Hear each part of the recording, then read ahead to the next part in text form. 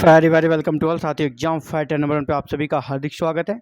MP assistant professor exam Madhya Pradesh assistant professor की जो परीक्षा होने वाली सितंबर में, और उसके लिए एग्जाम फाइटर नंबर 1 पे क्लासेस जारी है और क्लासेस नंबर 32 में आप सभी का स्वागत है। हम लोग अभी पेपर 1 को देख रहे हैं साथियों। MP GK Madhya Pradesh GK मुख्य रूप से पेपर 1 में है। पेपर 1 का सिलेबस में 70% एमपी जीके से प्रश्न आएंगे, जो कि कंपलसरी है आप सभी के लिए। ऑल आप किसी भी सब्जेक्ट के लिए हो, आपके लिए कंपलसरी है। तो क्लासेस नंबर 32 में आज हम लोग देखेंगे साथियों प्रमुख राष्ट्रीय आंदोलन एवं मध्य प्रदेश, यानी जो मेजर नेशनल मूवमेंट है और उसमें मध्य प्रदेश की क्या भूमिका है, इसे हम लोग आज के टॉपिक में देखेंगे साथियों। तो चलिए स्टार्ट करते हैं, ज़्यादा समय न जाया करते हुए। प्रमुख राष्ट्रीय आंदोलन एवं मध्य प्रदेश। सबसे पहला और सबसे महत्वपूर्ण जो राष्ट्रीय आंदोलन हमारे देश में हुआ था, गांधी जी के नेतृत्व में असहयोग आंदोलन। ये कब से कब तक चला था? 1920 से लेकर 22 तक।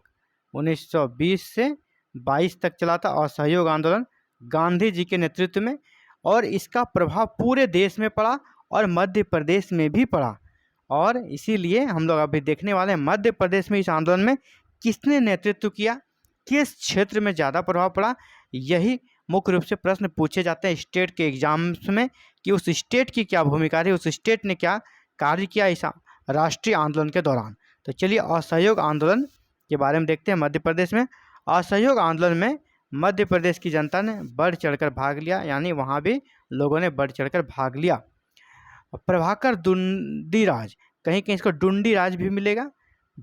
डी का उच्चारण कहीं दौ भी होता है, कहीं डॉ भी होता है, तो कहीं कहीं आपको मिल जाएगा प्रभाकर डुंडी राज ने मध्य प्रदेश में असहयोग आंदोलन का नेतृत्व किया। सबसे पहला प्रश्न और इम्पोर्टेंट प्रश्न ये बनेगा कि मध्य प्रदेश में असहयोग आंदोलन में प्रमुख भूमिका किसने निभाई, या मध्य प्रदेश में जो असहयोग आंदोलन चला था इसका नेतृत्व किसने किया? तो प्रभाकर डुंडी राज ने नेतृत्व किया था, या प्रभाकर डुंडी राज ने नेतृत्व किया था।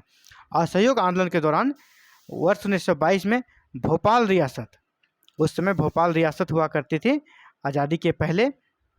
असहयोग आंदोलन जैसा मैंने कहा 1920 से 22 तक चला था। इसी दौर में 1922 में ही भोपाल रियासत की सीहोर कोतवाली के सामने विदेशी वस्त्रों की होली जलाई गई। गांधी जी का ये कहना था कि हम लोग विदेशी वस्त्रों का बहिष्कार करेंगे। तो असहयोग आंदोलन के दौरान जगह जगह पर विदेशी कपड़ों, विदेशी सामानों को जला दिया जाता था। तो मध्य प्रदेश में 1922 में भोपाल रियासत के सीहोर कोतवाली, कहाँ पर साथियों? सीहोर कोतवाली के सामने, सीहोर कोतवाली मतलब जो थाना होता है, सीहोर कोतवाली के सामने विदेशी वस्त्रों को इकट्ठा किया गया और उसे जला दिया गया। ये सब कुछ प्रमुख एक्टिविटीज रही मध्य प्रदेश में असहयोग आंदोलन के दौरान। साथियों बहुत डीपली और भी बहुत सारी चीज़ें हैं, उतनी डीपली नहीं जाना है क्योंकि असिस्टेंट प्रोफेसर का एग्जाम हो रहा है और आपका जो पेपर है ना, आपका जो विषय है वहाँ में कि आप मास्टर होने चाहिए, आपसे ये उम्मीद करेगी। और थोड़ा बहुत आप सतही स्तर पर एमपीजी के बारे में जानते हो, इसके बारे में पूछा जाएगा। तो मैंने उन्हीं चीज़ों को शामिल किया जो आपके एग्जाम में आएगा। जो नहीं आएगा उनको मैं आपको नहीं रटाना चाहता, और क्योंकि आपको ज़्यादा ध्यान अपने सब्जेक्ट पे देना है, आपको ज़्यादा ध्यान अपने फोकस अपने विषय पे करना है। और ये बस ऐसे ही क्लासेस को देखते रहिए, पेपर 1 की तैयारी आसानी से और मज़े से हो जाएगी। मैं बार बार कहता हूँ फर्स्ट टाइम पेपर 1 को इंट्रोड्यूस किया गया, यहाँ पे सतही स्तर के प्रश्न पूछे जाएंगे। आपका बहुत ज़्यादा डीपली इसमें नहीं जाना है, नहीं तो एमपी जीके को ही पढ़ते पढ़ते आप पागल हो जाएंगे। आप पेपर 1 की तैयारी में ही, और आप पेपर 2 की तैयारी जो आपका अपना विषय है, जो जिससे आपको रिजल्ट बनेगा, जिसके आप प्रोफेसर बनेंगे, जिसका आपको पढ़ाना है, वहाँ आप अच्छे से तैयारी नहीं कर पाएंगे। तो चलिए ठीक है, हम लोगों ने देख लिया असहयोग आंदोलन में प्रमुख क्या क्या एक्टिविटीज हुई मध्य प्रदेश में। आगे बढ़ते हैं साथियों। अगला है नमक सत्याग्रह। हमारे देश में नमक सत्याग्रह भी गांधी जी के नेतृत्व में चला था। नमक सत्याग्रह का दूसरा नाम क्या है? सविनय अवज्ञा आंदोलन। सविनय अवज्ञा आंदोलन हमारे देश में 1930 से 34 तक चला था। कब से कब तक? 1930 से 34। इसका मुख्य नाम सविनय अवज्ञा आंदोलन ही है, लेकिन वहाँ पर एक नमक कानून को तोड़ा गया था, तो इसीलिए इसका एक विशेष नाम हो गया है नमक सत्याग्रह। तो नमक सत्याग्रह आपका आंदोलन कब से कब तक चला था? 1930 से 34 तक, जो कि सरकार के नियम के विरुद्ध, सरकार के नियम को तोड़ते हुए गांधी जी ने नमक बनाया था, इसलिए इस आंदोलन का नाम नमक सत्याग्रह पड़ा। और जब गांधी जी ने दांडी में, गांधी जी ने कहाँ तोड़ा था नमक कानून? दांडी में, गुजरात के दांडी में उन्होंने नमक कानून तोड़ा। तो उसको देखते हुए, उसके समर्थन में देश के जगह जगह पर नमक कानून तोड़ा गया। दांडी में सबसे पहला तोड़ा गया गांधी जी के नेतृत्व में। इसको देखते हुए देश के अलग अलग हिस्सों में प्रमुख छोटे छोटे नेताओं ने, जो कांग्रेसियों ने, नमक कानून को तोड़ने का कार्य किया और एक प्रकार से कहते हैं सरकार का विरोध किया। इसीलिए मध्य प्रदेश में भी इससे संबंधित बहुत सारे क्रियाकलाप हुए थे। इसको हम लोग देखते हैं। मध्य प्रदेश में सेठ गोविंद दास तथा पंडित द्वारिका प्रसाद मिश्र, याद रखिएगा इन दो नामों को, सेठ गोविंद दास तथा पंडित द्वारिका प्रसाद मिश्र के नेतृत्व में 6 अप्रैल 1930 को नमक सत्याग्रह की शुरुआत की गई। गांधी जी ने भी इसी दिन दांडी में जाकर नमक तोड़ा। गांधी जी ने जैसे ही नमक तोड़ा, मध्य प्रदेश में गोविंद सेठ उठ चले और पंडित द्वारिका प्रसाद मिश्र, और इन दोनों के नेतृत्व में यहाँ पर भी नमक को बनाकर नमक कानून को तोड़ा गया। इसी प्रकार सिवनी जिले, जो मध्य प्रदेश का सिवनी जिले है, वहाँ के दुर्गा शंकर मेहता ने गांधी चौक में पर नमक बनाकर नमक सत्याग्रह की शुरुआत की। इसी प्रकार सिवनी जिला के दुर्गा शंकर मेहता, इस नाम को भी याद रखें, इन्होंने कहाँ पर नमक बनाया था और नमक कानून को तोड़ा था? गांधी चौक। सिवनी जिले के दुर्गा शंकर मेहता ने गांधी चौक में नमक बनाकर नमक कानून को तोड़ा था, नमक सत्याग्रह की शुरुआत की थी सिवनी के गांधी चौक में। तो चलिए आगे बढ़ते हैं साथियों।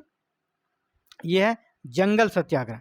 जिस प्रकार और सविनय अवज्ञा आंदोलन के दौरान ही जंगलों पर जिस प्रकार के सरकार ने टैक्सेस लगा दिए थे, जंगल में जहाँ आना जाना जो कि आदिवासियों का प्रमुख कह सकते जीवन यापन का साधन हुआ करते थे, उस पर बैन लगा दिया गया और अलग अलग कानून बना दिए गए। इसके खिलाफ जंगल सत्याग्रह भी सविनय अवज्ञा आंदोलन के दौरान ही चल पड़ा था। एक तरह से कह सकते हैं उसी के पैरेलल में जंगल सत्याग्रह भी चला था। कब? 1930 में। 1930 में जंगल सत्याग्रह जब हुआ तो मध्य प्रदेश में भी जंगल सत्याग्रह हुआ, और यहाँ मुख्य रूप से किस किस क्षेत्र में हुआ?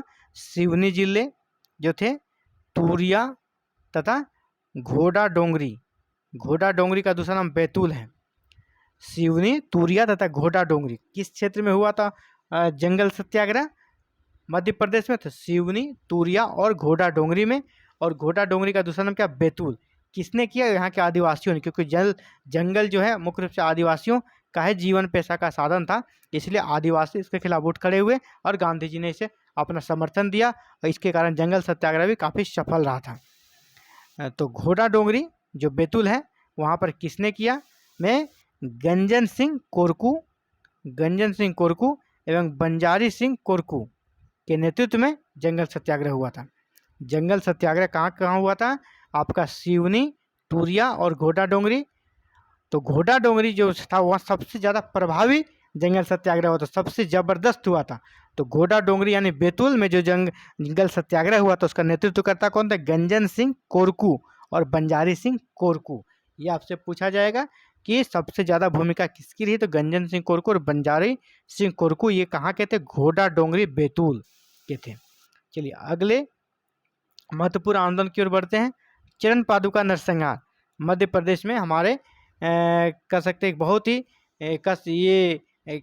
जिस प्रकार का जालियांवाला बाग हुआ था हमारे देश में 1913 में, उसी प्रकार का बिल्कुल, और राष्ट्रीय आंदोलन में इसका महत्वपूर्ण योगदान रहा है। यहाँ भी उसी प्रकार का नरसंहार हो गया था चरण पादुका में, इसलिए इसे चरण पादुका नरसंहार कहा जाता है।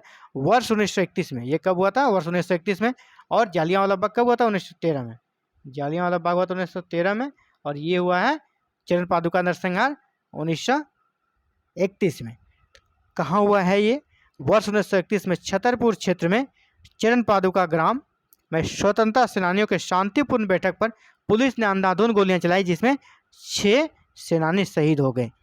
छतरपुर के चरण पादुका ग्राम में स्वतंत्रता सेनानी, फ्रीडम फाइटर्स शांतिपूर्ण बैठक कर रहे थे, वहाँ पर पुलिस ने अंधाधुंध गोलियां चला दी, जैसा कि उन्होंने जनरल डायर ने पंजाब के जालियांवाला बाग में जिस प्रकार का नरसंहार किया था, जिस प्रकार निहत्तों पर गोलियां चला दी थी, यहाँ भी सेम कहानी दोहराएगी। इसीलिए मध्य प्रदेश का जालियांवाला बाग हत्याकांड के नाम से भी इसे जाना जाता है। यानी चरण पादुका नरसंहार का दूसरा नाम क्या है? मध्य प्रदेश का जालियांवाला बाग हत्याकांड। आपसे पूछा जाएगा मध्य प्रदेश का जालियांवाला हत्याकांड किसे कहा जाता है? छतरपुर के चरण पादुका नरसंहार को। कितने लोगों की मृत्यु हो गई थी? 6 लोगों की। और कब हुई थी ये घटना? 1931 में, याद रखिएगा। तो यहाँ गोली चलाने का जो आदेश दिया था किसने? कर्नल फिशर ने। पंजाब में जो जालियांवाला बाग में हुआ था वहाँ गोली चलाने का आदेश किसने दिया था? जनरल डायर ने। और यहाँ पर कर्नल फिशर ने। कर्नल फिशर ने चरण पादुका में निहत्थे लोगों पर गोली चलाने का आदेश दिया था। इसे भी आपको याद रखना चाहिए, कर्नल फिशर। और जालियांवाला बाग में जनरल डायर थे। तो ये था साथियों इम्पोर्टेंट जो कि मुख्य राष्ट्रीय आंदोलन थे, वहाँ पे मध्य प्रदेश की क्या क्या भूमिका रही, किन्होंने नेतृत्व किया, इन सभी के चीज़ बारे में देखा। यहाँ से 8 से 10 प्रश्न आपके बन जाएंगे, इसे अच्छे से आप कर लें और यहाँ से प्रश्न लड़ेंगे, इस प्रकार की पूरी संभावना रहती है। तो आप बहुत ज़्यादा डीपली ना जाकर ऐसे बेसिक चीज़ों को देखते चलें, पूरा एमपी जीके को हम लोग ऐसे ही देख लेंगे। Thank you very very much for watching this video and connecting with exam fighter number. साथियों आप भी अगर चैनल पे नए हैं, चैनल को सब्सक्राइब करें, बेल आइकन को प्रेस करें, ऑल बटन को क्लिक करें, ताकि आने वाले सभी क्लासेस की वीडियो आपको मिल सके और आप बिल्कुल फ्री मुफ्त में तैयारी कर सकें, बिना कोई पेड कोर्स किए हुए आपकी तैयारी अच्छी हो सके। थैंक यू, धन्यवाद।